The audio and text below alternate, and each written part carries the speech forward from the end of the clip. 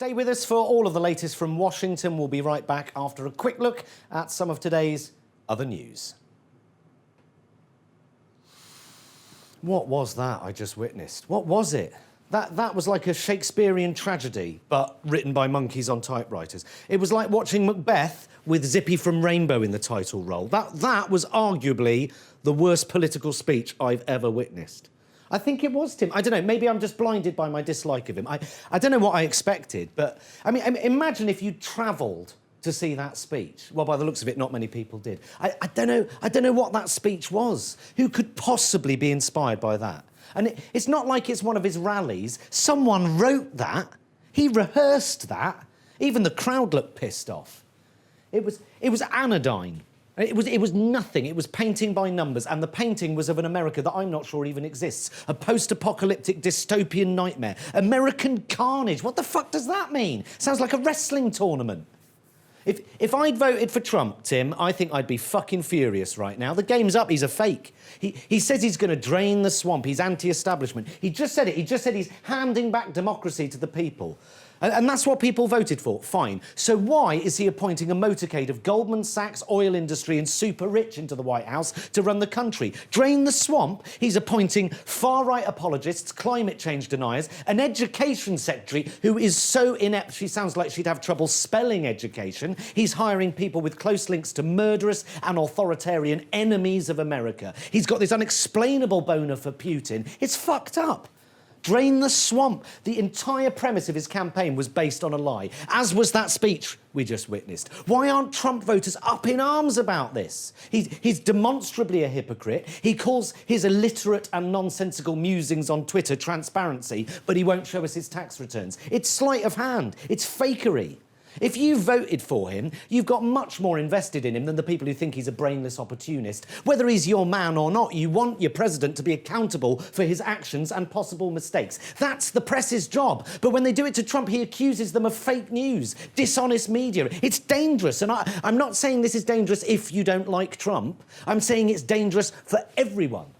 When he doesn't take questions, he's censoring the media. When he arbitrarily chooses which elements of the media to legitimise and which bits to undermine based on how favourable towards him they are, it's the behaviour of a dictator, not a president. He calls his critics the dishonest media. He spins unfavourable news as fake news. It's rumoured, did you hear this? It's rumoured he's going to throw the press corps out of the White House, and it wouldn't surprise me in the least, because he wants the White House to be a safe space where his narrative and agenda can proceed without the inconvenience of scrutiny or accountability. It's fucked up. And the liberal left, we can't do anything about it because we started this. We invented this language, safe space, fake news. Fake news. We conflated right-wing bias with fakery.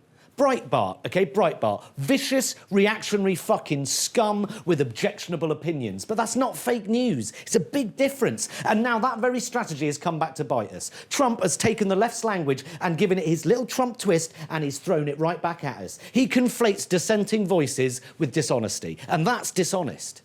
You'd actually think the left would love him. He's the perfect president for the hypersensitive, illiberal, censorious left because he is all of those things, just not on the left.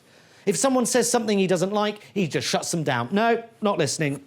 I do it to you all the time, Tim. How long we got? OK.